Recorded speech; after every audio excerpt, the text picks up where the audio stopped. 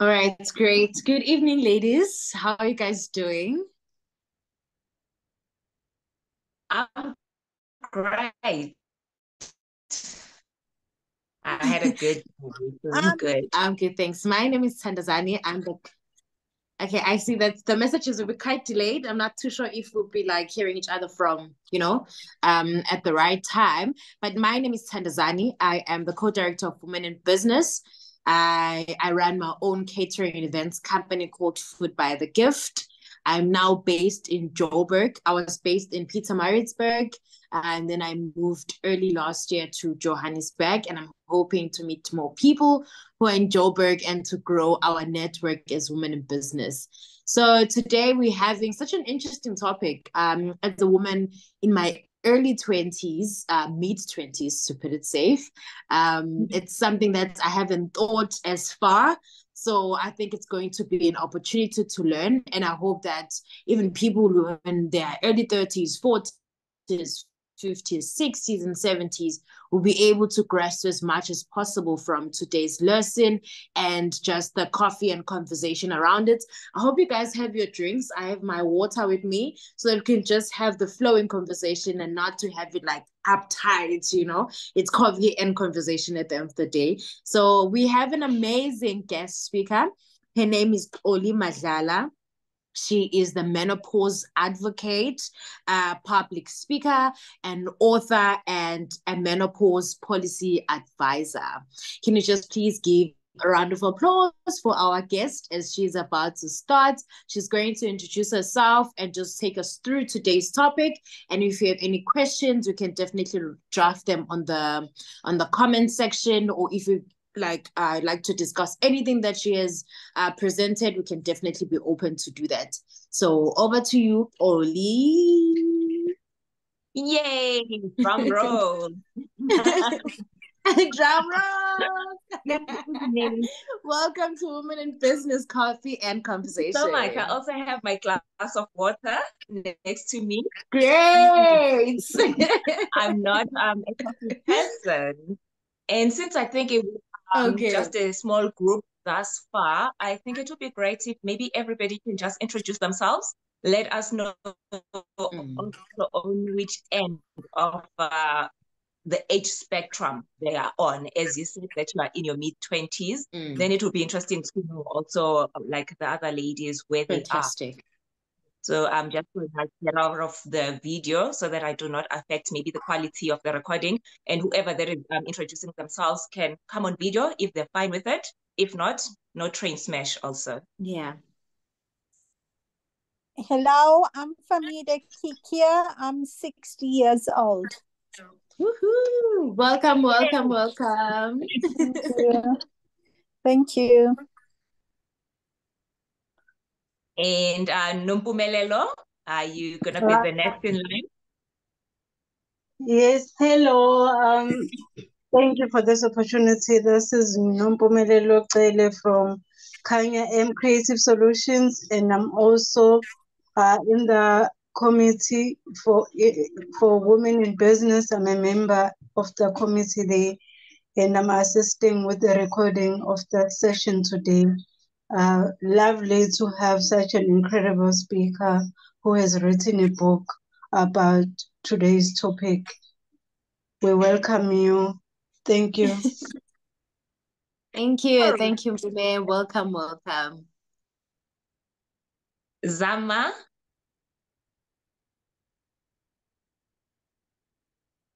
Okay, I guess if Zama is having delays, we can move on to Sbongile, and then she'll let us know if she's able to respond. Oh yeah, Zama is coming on. Hello, Zama. Good evening. Good evening, ladies. My apologies. My network is so unstable. I was connected. I'm not sure if you can all hear me. Yeah, we can. All right. Sorry about that. It just reconnected again. I'm Zamambata. I'm part of the Women in Business Committee. I'm also a member of the Chamber of Business, and I'm founder of a company called Uncovered Destinies.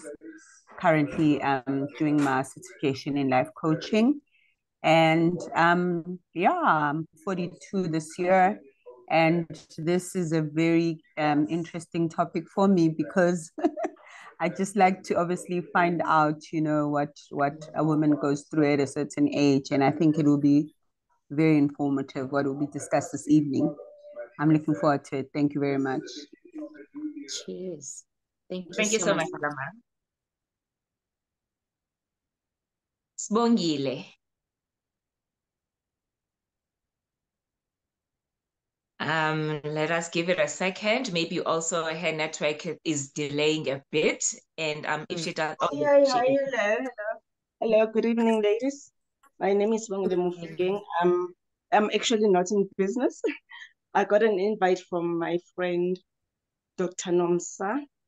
I think because I was so interested in the topic tonight. I'm 47 years old, going through a lot of hormonal changes that I don't understand. So I was like, okay, let me attend to get more clarity on what's going on with my body. Thank you. Great. Okay. Welcome, Sbongile. Thank you. Thank you so very much, everybody, for obliging me. I always love reading the room because I always believe that there is always that perception that menopause is a conversation for women of a certain age. While the truth of the matter is menopause should be everybody's topic of interest. It should be taught even as far as school, the same way that we are taught about puberty. We understand how the reproductive organs and the system works. We've got an idea what pregnancy is all about. But when it comes to the last phase of life, which is menopause, we hardly have any information around it, up to the point that most women, myself included, when we transition into that phase of life, we are caught unawares. We waste so much years or months trying to treat the symptoms, not even thinking that there's a possibility that we might be transitioning to menopause. And I like by starting laying the foundation to make sure that nobody gets left behind. Because sometimes when one is giving a talk, it's easy to use jargons that make people be like, what is she talking about? What is she on about? Especially when it comes, as I say, to menopause. There is so many pauses that go with menopause. There's perimenopause, there is premature menopause and all of that. So before we get too far, I would just like to lay the foundation. Then we are all on the same page. So the term menopause itself is just an umbrella that we've gotten to use as society just to speak about anything that leads to menopause.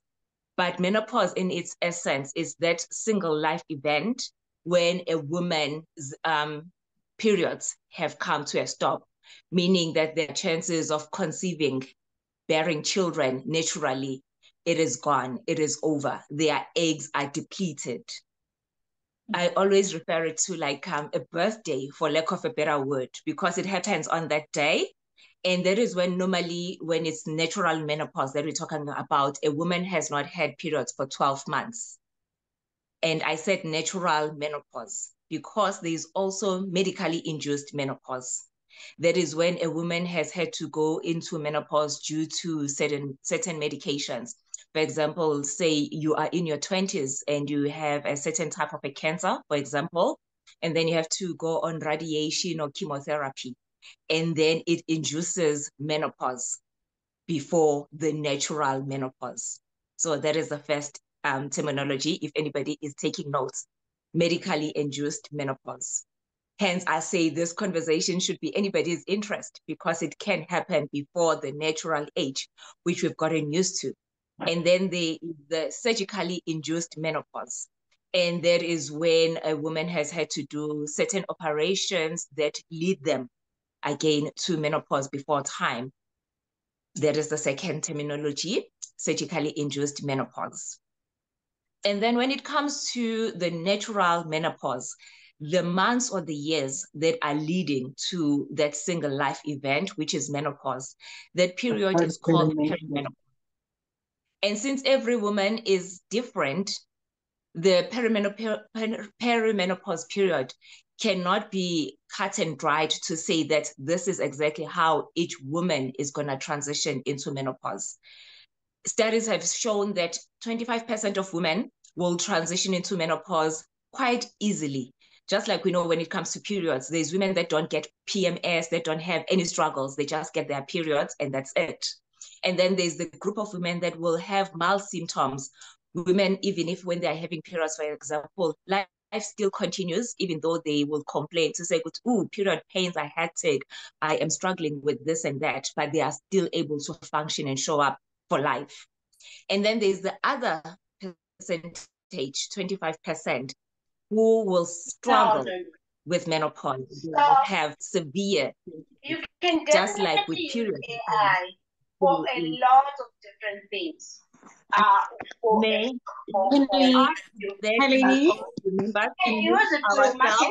Can you please mute ourselves? Thank you. I realized that you also had someone joining just in the middle. Maybe when we have like a break, she can just introduce herself. You can continue, Xoli. Okay. Yes, Dr. Nomsa will give you a moment to introduce yourself shortly. And then there is, as I was explaining, women that will experience severe symptoms, the same way that there's women when they're having their periods, life comes to a standstill. Even when they're still students, like they struggle having to go to class. When they are already working, they have to book off work and all of that. Menopause is exactly the same way. Every woman's experience is going to be individual, which is why we always also have to be empathetic to each other. Whether your menopause experience was easier or mild, if you come across a woman that is really struggling with it, we need to have that level of compassion. Be mindful not to call them names. You know, sometimes they get called divas, they're being called dramatic and all of those things. So the perimenopause period normally is the one that most women struggle with because, I mean, firstly, there's not enough conversations about perimenopause. So we do not know what is waiting for us as we start into transition. And the symptoms are so many. The other week I was having a live just talking about the symptoms only, because most of the symptoms that we normally speak about is the obvious one, the hot flashes. Whether as a kid, whenever we think back, there's an older lady that we might have seen at some point sweating profusely out of the blue when everybody sometimes was cold, and then they just break into the sweat. Remembering seeing some women suddenly becoming forgetful, like your mom sometimes will try to be calling Utandazani, but because there's the other siblings, then she'll call the other person. And when that person comes out and she's like, no, I didn't mean you, I meant the other one. And the name is completely blanked out, not because of anything, but it is because of these hormonal changes that are going on inside. These hormonal changes are responsible for so much of a woman's functioning, from the top of our head all the way to the bottom of our feet. Hence, the symptoms are so many. At some point, there used to be the 34 symptoms that were spoken about, but of late, the symptoms are going as far as 100, because more and more women now are stepping up and saying, this was my experience. This is what I'm going through. Because menopause back then was under researched and understudied, then now, who knows, come end of 2024, women might not be getting hot flashes. And that is what maybe they're expecting to see as the first sign, or irregular periods and all of that. But instead, maybe their hair starts thinning, their hair starts falling off. And they keep thinking that possibly it's the hairstyle that they did, is the hair products that they are using. Others, they struggle with dental issues and they keep going to the dentist trying to sort out the issue, but it does not get sorted out because it's a more of an internal issue. Others, they complain that my nails are suddenly brittle. In this day and age of always putting on nails, then they want to blame the nail technician, the products that they are using, not thinking that it's possibly this, which goes back again to the fact that it is very important to have these conversations so that we are so clued up about the different symptoms that when we present with our own, we are able to kind of start pick up the signs and then start tracking, journal the symptoms. Because as I said, natural menopause normally and the common age being 51. And with these numbers, obviously, mostly they are not South African based, because I said it is under-researched, this subject, especially when it comes to us here in South Africa. But the general age is deemed to be 51. If menopause happens before the ages of 45, between the age of menopause, and if it happens anything from the ages of 39 and younger, it is called premature menopause. And the transition started in my early 30s, but because I was not clued up, I only got that confirmation when I was 38 in 2016. So if you do the maths, I am 46 this year. So if menopause happens before the age of 45, it is always encouraged that women must go do tests to be sure that indeed it is menopause. Because I mean, some of the symptoms can actually be symptoms that fit something else, whether it's thyroid or this sweats, night sweats at night. It may be TB. So you can't just use Dr. Google or use somebody experienced and then self-diagnose and say that it is indeed your transition. It is always important to go for the test. So if you're writing notes, I've added premature menopause and early menopause and menopause. And then there is postmenopause. So after the woman has reached that period of menopause, like those 12 months, and now the factory is closed, for lack of a better word, and they will not be getting their periods, they will not be able to conceive naturally. That period is called postmenopause. And postmenopause is where the woman will be then for the rest of their lives. So as you continue with this conversation, obviously then some of the terms I'm going to be using interchangeably, but I'm hoping that nobody is going to be left behind because we've laid the foundation. And before we continue further, as you said, it would be great if Dr. Nomsa can just introduce herself, let us know how old she is, if she's comfortable with that, and also on which end of the menopause spectrum is she on. Over to you, Dr. Nomsa. Good evening, everyone. Hello. Good evening. Do I need to switch on my video? Yes, you can. If you're up to it. Oh, goodness. Thank you for this opportunity. I hope I look decent enough to be on screen.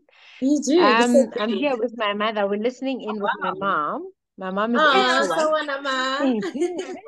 Love that. Intergenerational conversations. Mama, please. No, she was sitting together.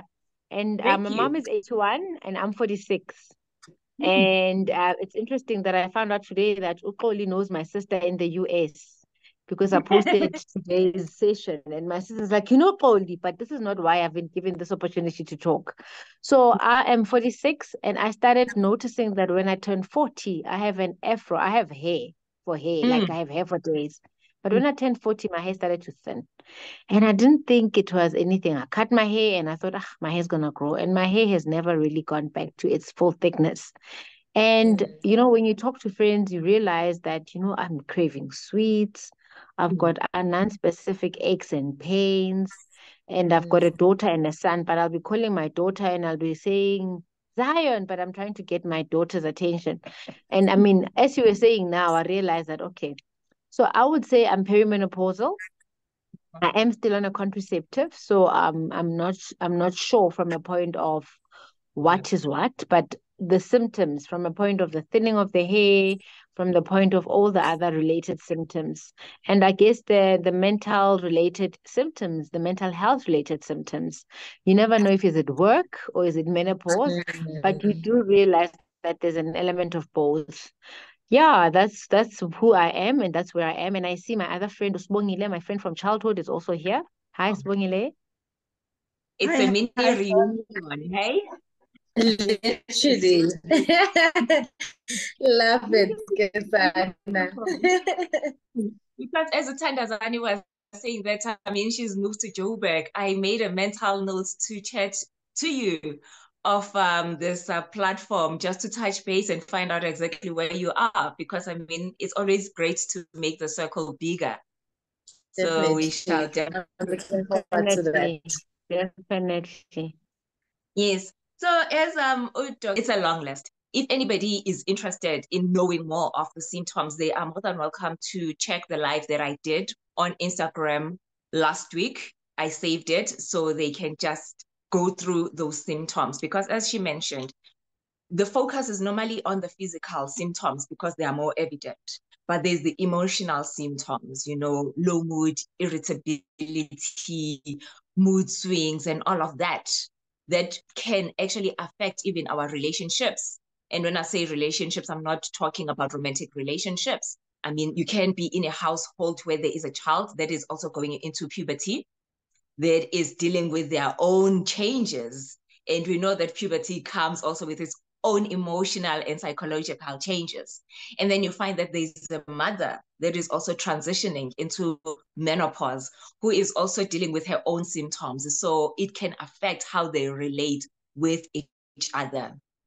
That is why it is important that we get as glued up as possible so that we are able to see certain things as they rear their head.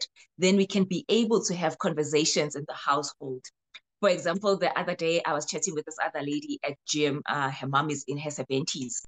She struggled a lot apparently with her menopause journey. Unlike the daughter, hers was more seamless. And she said that they had to sit down the grandchildren to make them understand that granny is going through this phase of life and it's going to mean this and that and that. So if she happens to scold you sometimes, you just need to be kind enough because this is and that is happening to her body. And obviously also she had decided to go the route of taking the menopause hormone treatment. So because they knew that whenever then she'll scold them, the first question will be like, did you take your treatment today, Gogo? But even that was a good icebreaker, and they were involved about this phase of life, meaning that they've got a better footing even when they get older, because then they know that already there is this phase of life that exists. Unlike some children that grow up not even knowing that there's such a thing. They just grow up with memories that, my mom used to scold us. My mom used to be so irritable, so short-tempered, and all of that. And then there is the psychological symptoms. You've mentioned, yes, the brain fog and all of that. Then there's the things like anxiety, your climacteric depression. And that is the period that sometimes most women, they'll find themselves, especially those that are transitioning before their normal age, they'll find themselves going to medical practitioners for consultations. And sometimes medical practitioners might misdiagnose them and just assume that they are going through depression, clinical depression, and then they get prescribed antidepressants, only to find out later that actually it was not just, I've got my fan, I'm getting a hot flush, so do not mind me. And it is one of the things also as an off-ramp that as you're going through this phase, we need to embrace it. We must not struggle through the discomfort. So if you feel a hot flash coming, there is no need to try and struggle through it. Get your fan if you need to. Get your glass of cold water to cool down. If you need to excuse yourself, do excuse yourself. I am saying this because there is so much shame also that is linked to menopause. Most women think that they've reached their sell-by date. They think that their worth as women is over. And that is one of the reasons that I'm very big on normalizing menopause, of having these conversations, of raising awareness, having education, remove the shame and the stigma and demystify so many myths that are linked to menopause. So as I was saying, the psychological effects of menopause are the worst symptoms, because some women, they get misdiagnosed because nobody talks about the climacteric depression, the anxiety. And one anxiety that I just discovered about it, and I actually happened to go through it a short while ago, it was the driving anxiety. The moment you get behind the wheel, the paranoia, it just encompasses you, especially if you're a passenger also. Then you become a nightmare to be a passenger to some people because you are anticipating an accident, you miscalculate a car, and it becomes such a misery being on the road. And after discovering that, I started looking around. It's like, you know what? We see so many women agitated in traffic sometimes. We see this road rage and all this aggression and all of that. And then I was like, possibly it is because of this hormonal imbalance. And we're so quick to put it off to just road rage. In the truest driving comes with men examples of women that, you know, if you were playing as a child and the ball lands in her yard, nobody is going to even try to step into the yard to try and get it because she's going to be scolding and shouting at everybody. So that's the summary of the symptoms, because I mean, we press for time. I need to move to the other aspect of it. As I was saying, menopause, it affects our relationships, whether with our family members, the romantic relationships with our partners, which is why men also need to be clued up about menopause because they coexist with us. And sometimes they might be the first people to notice this change, because sometimes when you are in a transition of something, it's difficult to notice the changes, unlike the people that are closer to you. So for example, when you start maybe exhibiting symptoms like irritability, moodiness, and maybe struggles sleeping at night, when you used to sleep right through the night, then suddenly you've got the night sweats, the insomnia, and all of that. He can be the first person that says that I'm noticing these changes. What is going on? Me through her husband. Her husband found me on social media, and then he followed, and then started ticking boxes like, actually, I'm recognizing my wife. And then he brought the conversation up, and she says that initially she wanted to be defensive about it because, like, what do you mean menopause, me? But then as she thought about it, she's like, you know what, he might be onto something. He coexists with me, so he might have seen something. Let me give this lady a chance. And she started following. And then it was easier for her than to go for a consultation because she had an idea as to what was happening with her.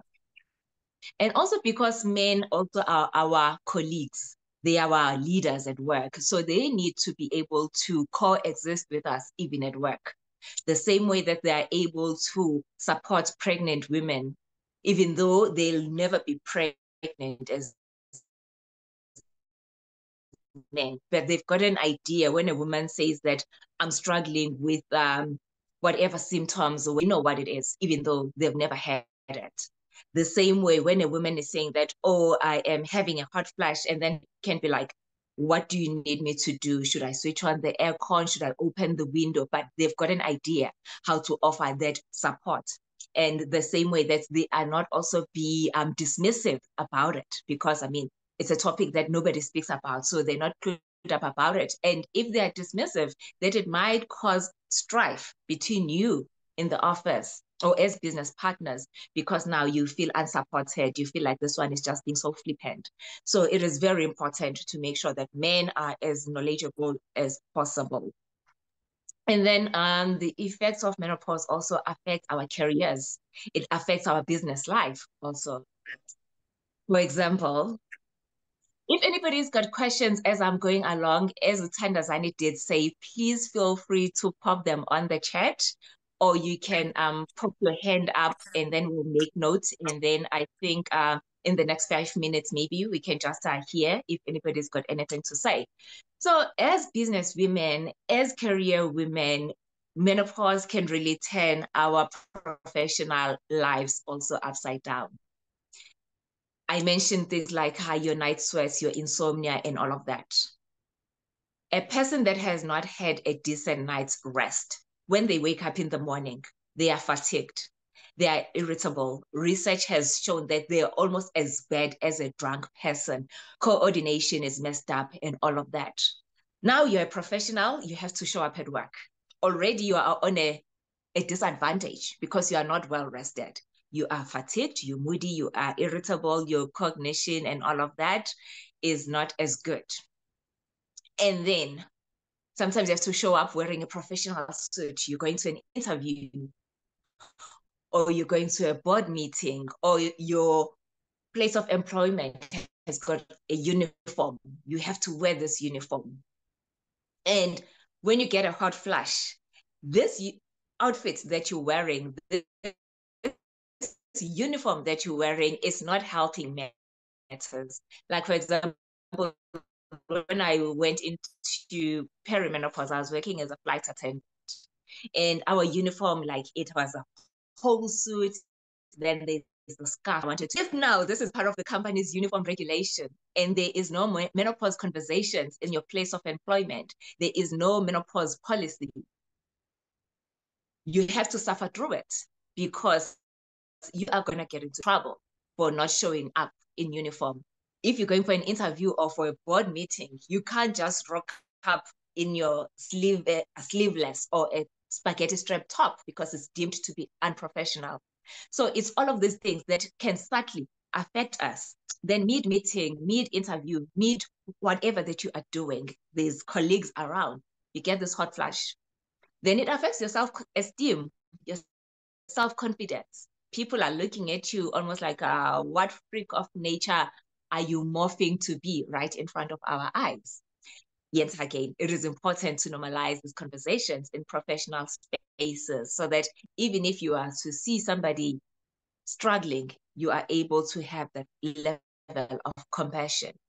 And then you add the brain fog when you are having this multi-rand deal that you are negotiating. And then you're supposed to be on the ball. You jacked up, you spend months or weeks preparing for this presentation, and then smack in the middle of like the most important part, and then brain fog hits. I always say it's almost like your brain is buffering. You know, when the laptop or the computer has got that disconnect moment, you know what you want to say, but it's not coming out here. And people can look at you as like, are you ill prepared? That is why there is one lady, she says she used to work as an executive in this amazing company in New York. As she was transitioning and she noticed that she was struggling now with forgetfulness and lack of focus, she decided to have a conversation with her boss. Like, this is what I'm going through. I'm going to need you to support me. So what I'm going to do every time before a presentation, I'm going to print an extra copy of the presentation. You keep it. As I'm presenting, if I happen to have a brain fog moment, please step in and then you continue so that there is not that obvious struggle that is happening. And once I have rebooted, I'll make a signal to you of a difference for her. And also for her confidence now, because she knew that she had the support of her boss. And so, I mean, bladder awakening for some women that they're even scared to laugh while they're sitting and jokes are being cracked at the office, because then they might have that leak. And then now we've got the stain. How are you supposed to stand up and go stand in front of people? The irregular periods were not had. Women, but I'm saying we need to do better for ourselves. This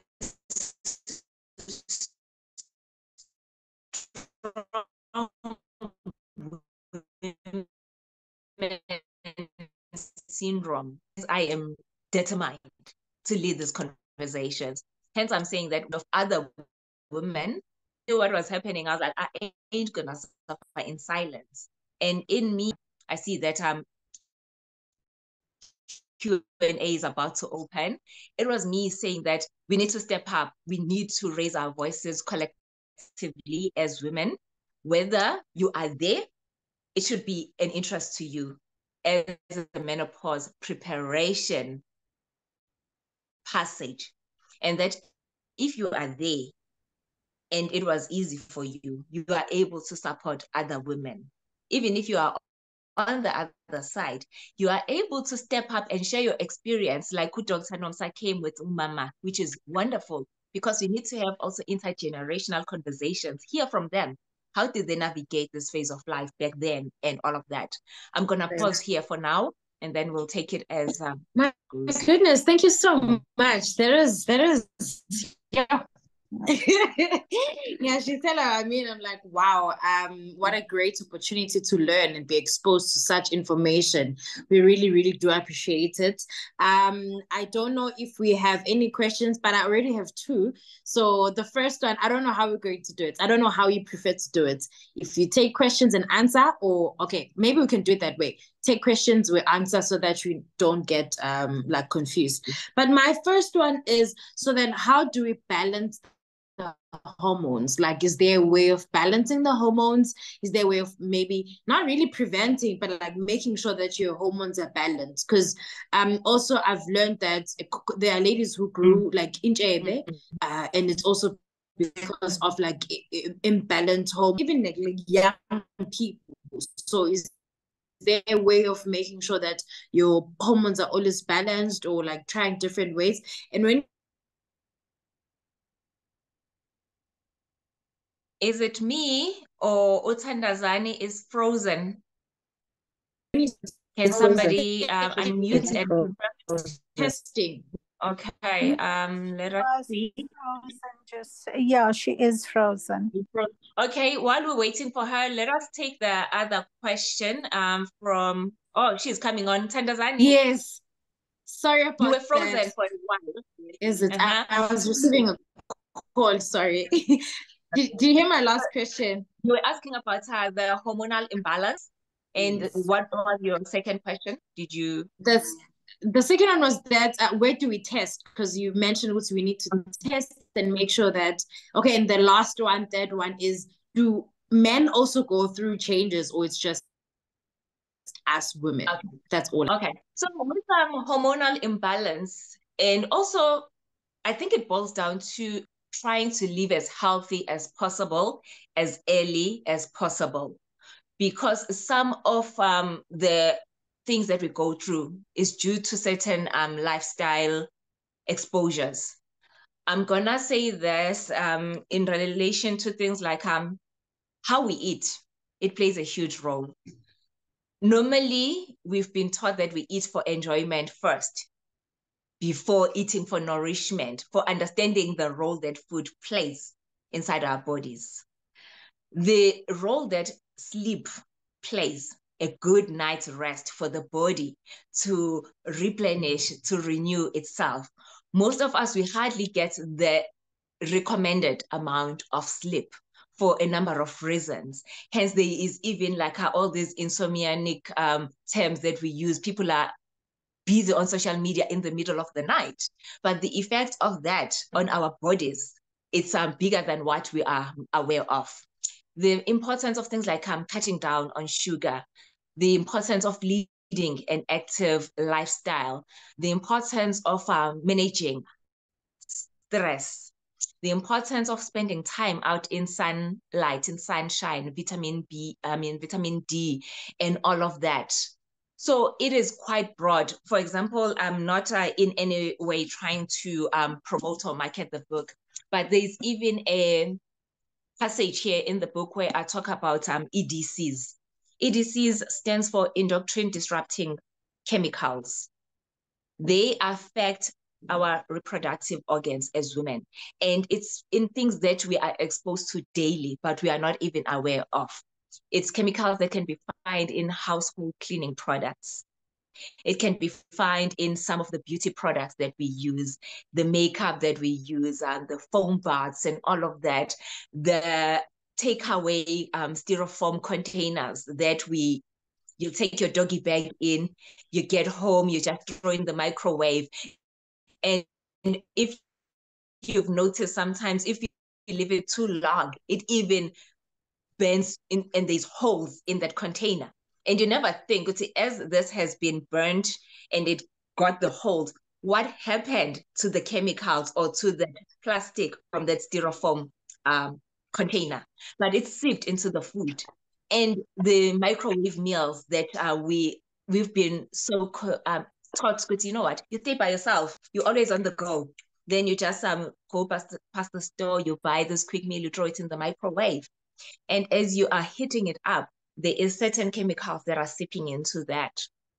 There is the free water bottles sometimes that we get at sporting events, and some have got chemicals in them.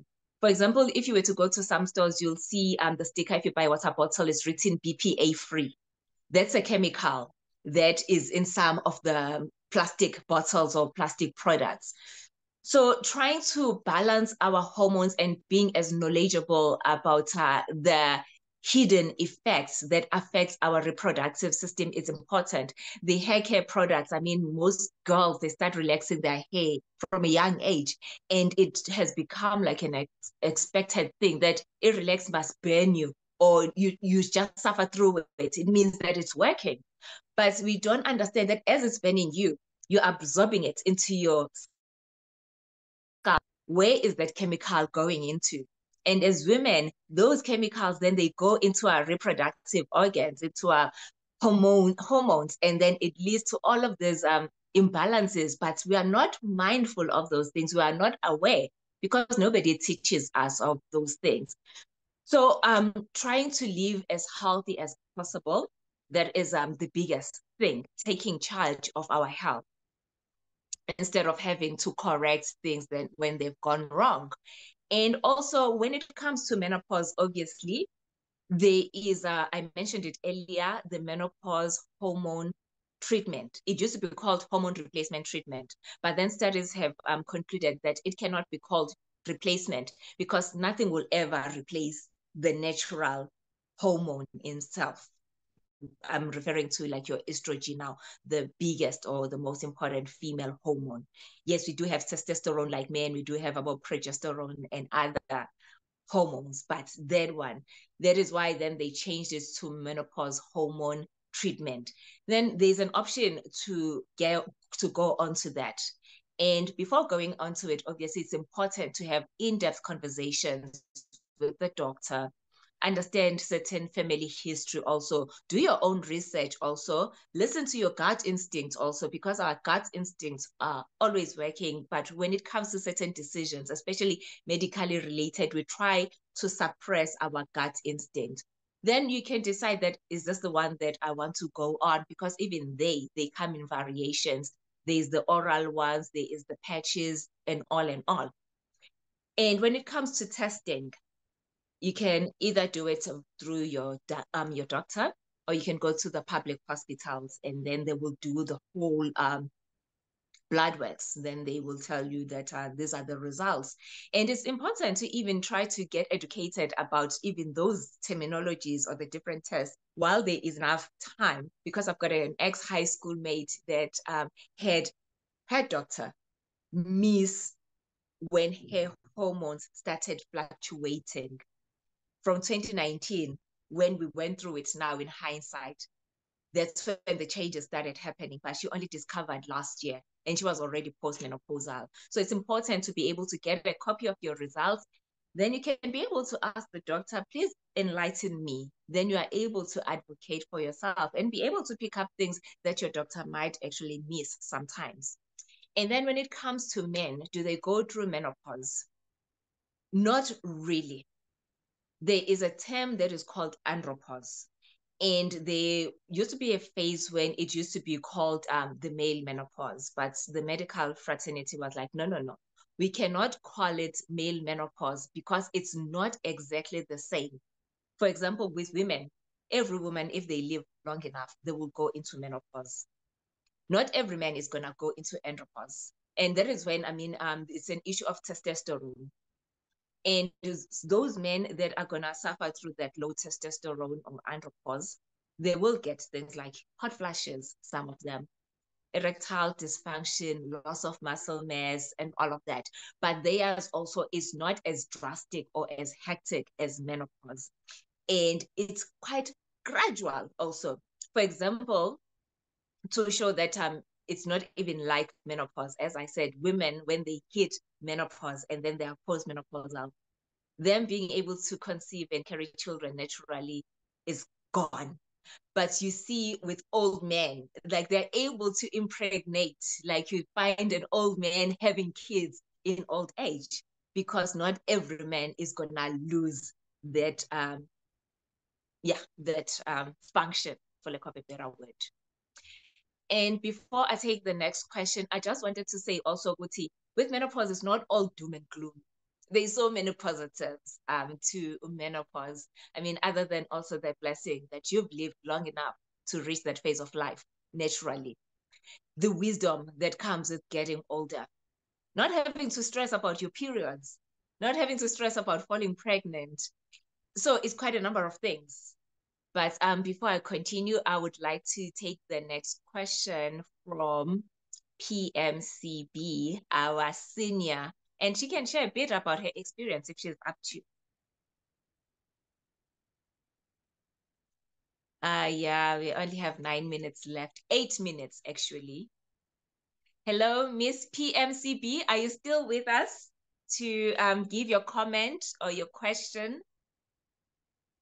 If not, I don't know if there's any other question on the chat, or do you have any other question from yourself again, Thandazani? Or should I continue? Can I just share my experience, please? My name is Famida Kiki. I'm not sure what I'm coming up. I'm probably coming up as PMCB or something to that effect. I think so. I was 56 and I was still having my periods. And by then I was fed up of buying tampons and having this whole week every month of having periods. So together with my gynae, we made a decision to get rid of my uterus. And 1 month later, I went into what you would call menopause, with the hot flushes, the insomnia, the craziness of the brain fog and things like that. And I went back to my gynae. She put me on HRTs, and 6 to 7 months later, I was diagnosed with stage 3 breast cancer. And I went for my chemotherapy, my mastectomy, my radiation. And I find now, after 2 years, I'm finding that the hot flushes are coming back badly. So I'm not sure how to feel about it, because I'm 60 years old now, and I'm still battling, as you would call, post-menopause. I'm not into post-menopause. I seem to be in menopause all over again. So can you give me some some information with regards to that, if you've dealt with the person at my age? Okay. As you say that at 56 you are still getting your periods. Yes, there are women like you, even in their 60s, that will still get their periods. Just like with everything, it's individual. And as much as we say that the natural age is 51, but the truth of the matter is there will be cases like yours. And you ended up having to have the surgery to remove your womb and all of that. And you went on, as I was talking to you earlier, about hormone replacement treatment, which is the same as MHT, which has its own side effects. I'm not sure what conversations, obviously, you have had with your gynae and also the family history and all of that. And you said that, unfortunately, it led you to having cancer and everything. Because I haven't had family, none, my granny, my mother, no one has had breast cancer. And my mom has never had menopause. And she's 83 years old now. Meaning she's still getting her periods? Or no. She's just she's never experienced menopause. She's just, I think she stopped, her period stopped at the age about 52. So when I went on to 56, I thought, oh no, I can't do this anymore. So she actually falls into that other category that we started with when we're saying that some women will breeze into menopause, only the periods will stop, symptoms, nothing. Yes, so yes. What is happening, as you say, that you are postmenopausal, your periods have stopped and everything. The thing is with postmenopause, some women, their symptoms will subside or go away completely. And some women will still have varying symptoms showing up, disappearing, and all of that. Others will get even on hormone replacement treatment, and some symptoms go away completely. But because of the fluctuation that is happening inside, and then the MHT or the hormone replacement treatment, then it no longer works. Then they have to find another approach to navigate the symptoms. For example, I've got a friend that was on a certain natural pill that was helping her with hot flashes. And then in December, the hot flashes started coming back, severe and more hectic.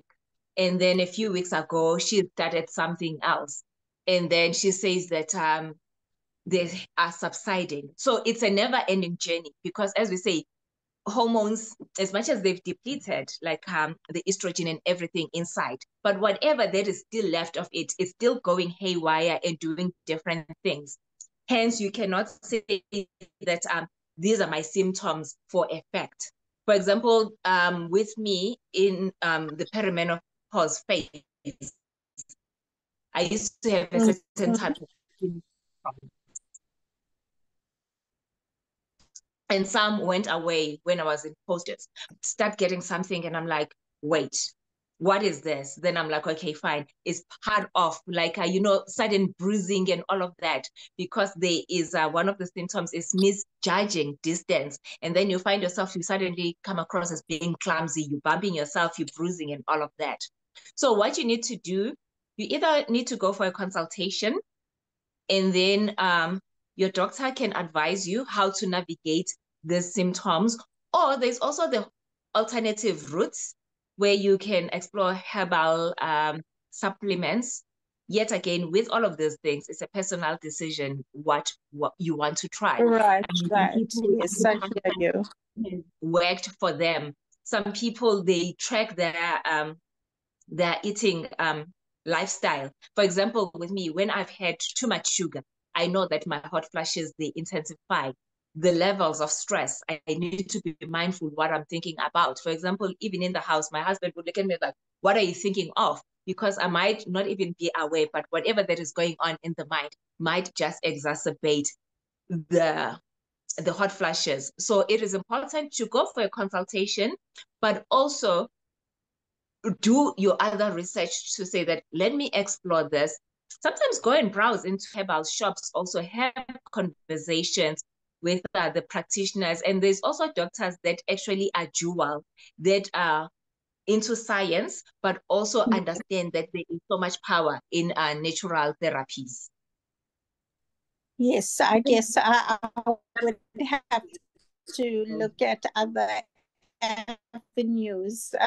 Yeah, I just want to be the only one with such a, yeah, well, I think it's a woman's journey. Hey? And if possible, do get my number from the group. We'll find a way to get my number to you, and then we can chat some more also. All right, perfect. Thank you so much. Thank you. I appreciate your comments. Welcome. Hello, Gugu. Just got on now. I see that it's 8 o'clock. What is our way forward, Thandazani? Oh, sorry. I can't hear you. Sorry. Yeah, we had an hour, which is so sad. I don't know if we have any more questions maybe that we can wrap up with. I feel like this conversation needed almost like 2, 3 hours because it's quite broad and it's quite informative and educational to quite a lot of people in the group. So I think we can take 2, 3 more questions if we have and try to wrap it up because also the recording should be like 1 hour long. So I'm not too sure when it's going to cut. And I would have loved us to be on the same page when we're closing so that we know that we wrapped it up quite well. But also you can share your details and also where people can find you so that maybe those who would like to continue the conversation will be able to reach out to you at any time. And also your book, I feel like it will be more educational to them, like to get more information about the topic that you're talking about today. So I don't know from the floor if we have any questions left. If Closing remarks, anything? Yeah, closing remarks. If you have anything from the ladies. I think And while if we are not, waiting, I might just go ahead because I mean time is not on our side. So on Instagram, it is Mask Off with Xoli, or you can just type Xoli Madlala. It will lead you to my account on Instagram. On Facebook, it's Xoli Madlala. I think we'll put all of that also on the WhatsApp group. And then LinkedIn, it's Xoli Madlala. And on WhatsApp, I'm available for offsite conversations. My number is 084 777 0122 for WhatsApp conversations. And I wanted to also agree with what you were saying, that the hour, it always goes by so fast when it comes to this conversation, this topic, because it's so broad.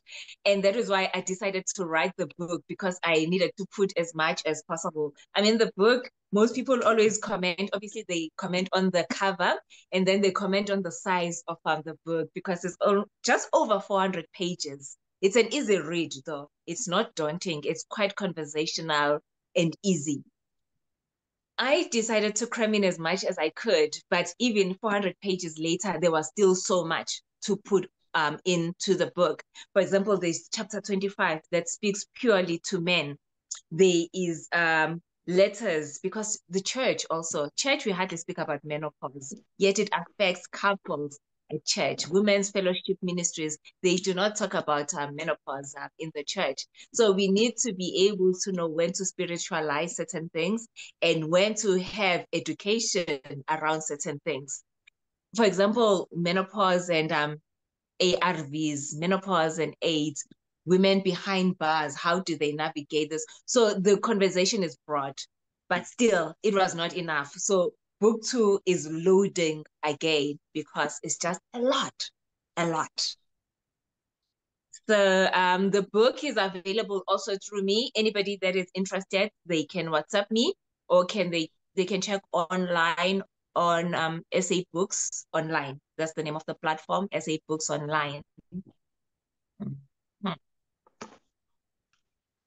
I think nobody has got anything to say, whether it's due to overwhelm or whatever.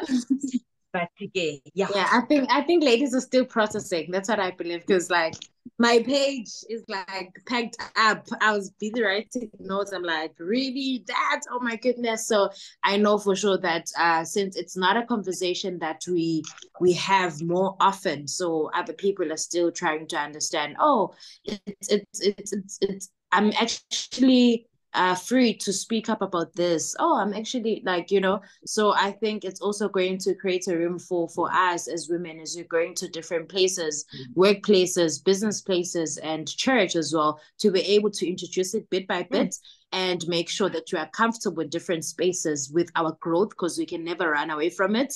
We will always grow and experience different changes in our lives. So I urge you, and please, as you go out there after such a powerful and informative session, you are kinder to other people as well, and you are able to pick up if they're struggling with a few things, and you're able to offer help. Without further waste of so much Xoli, for the information. Thank you so much, ladies, for attending. Thank you so much for spending your nights with us. And we hope to see you on our next coffee and conversation. Thank you so much. Good night, everyone. Good night, ladies. Thank you. Good night. Thank you. Who's this?